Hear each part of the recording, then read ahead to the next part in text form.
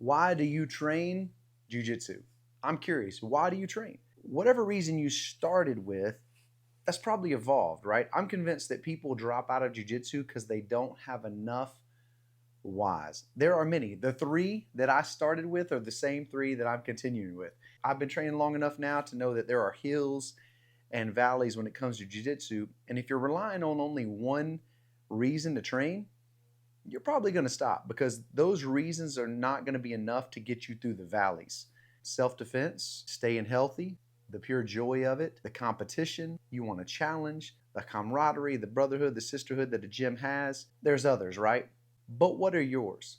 Why do you train? I want to give you my top three. It's why I started jiu-jitsu over 9 years ago as a white belt, and it's why now I'm continuing to do this as a brown belt. Here are my top three why I train. All right, number one is self-defense. That's right, as sports jiu-jitsu has skyrocketed, we have seen a de-emphasis of self-defense. And yet that is a key component and a key characteristic of what jiu-jitsu is. And that's what interested me because I did not have confidence in defending myself. So I love the study of self-defense. It's so fun to think through. You know, in my world, I'm a dad. I got 3 little boys that played baseball, and I remember hearing a story of a guy walking out there on the field and shoving the coach, and I'm thinking, what would I do if someone was walking up to me to push me? You see, these are the kind of things I want to think about. And what I love about the jiu-jitsu self-defense is it's non-striking. Like I know where that leads, right? Lawsuits, all kind of problems, people getting hurt, breaking a hand. It's like, you know what? The self-defense that we learn in jiu-jitsu is super power. It's the superhero move because it's full control without hurting anyone or without having to hurt them, right? As long as they comply. That's fun. I love that. And to this day, as a brown belt, I still love to think about self-defense techniques. Is that a part of your wheelhouse? I certainly hope it is because let's be honest, we need more self-defense back in our jiu-jitsu. It's becoming a lost art. That should not be the case. All right, number two is I was in my mid-30s and having a hard time staying healthy, right? You get older, more responsibility, there's work, there's children, there's all these things. And they're great things. I love those things, but you also want to stay healthy, you need something. When I tried jiu-jitsu, I've done other things, played football in college, all this stuff. 3 minutes of rolling, I didn't think I was going to survive. Those 3 minutes ended and my coach says, oh yeah, I do about 7 of these right now. I'm like, you do this 7 times? Like how, right? Jiu-jitsu is definitely one of those things that will keep you healthy. Now, I will give you a fair warning. As you progress through the ranks, and some of you, if you're a blue and purple, you kind of know what I'm talking about here. You get more efficient with jiu-jitsu, which is a good thing. However, you start to get a little lazy. You start to use less energy, which is good, but it means you're not outputting as much. Your expenditure of energy is not as high.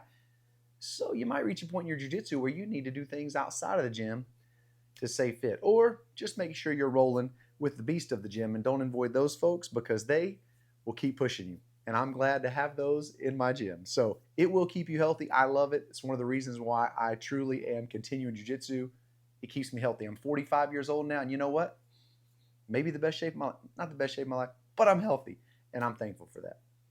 All right, the third reason why I'm training jiu-jitsu is joy. I love to roll. Like I love to study too. I love to learn it. I love to see things and you have those aha moments. The whole part of the art is absolute joy. And I sincerely appreciate that. I appreciate that 9 years in, I still have like just this past week, there were 2 moments with my coach black belt and a different black belt up in Northwest Arkansas we're connected to, that one small technique. I'm like, wait, what? How at brown belt do I not know this? I love that.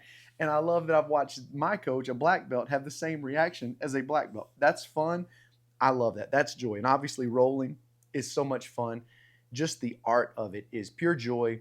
And I think that if you're not experiencing the joy of jiu-jitsu, maybe your perspective needs to shift a little bit because it's a lot of fun. You got to keep the joy in it. All right, that's my top 3, but I'm curious, what are yours? There are clearly others.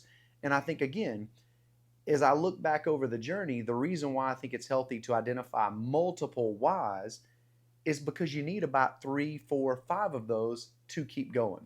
If you're only relying because you're going to be a world champion, you're going to compete, what happens when you realize, like, you know what? It's not happening. What then? What happens when there's seasons where it's not so much fun, right? That happens too. You know, you got to have the multiple things because then they pick each other up. When one's not there, you got these other two in place that are helping you, right? So, man, I'm not having a lot of fun right now because for whatever reason, it's just not clicking. I've had that season, but you know what? I learned a really cool self-defense technique today. I can live with that. So again, I think multiple whys keep you in the journey. And I, for one, I'm in it for the long haul. And I think part of the reason is that I've identified multiple whys for me training. So what are yours? Comment below. I'd love to know. Until next time, guys, train on.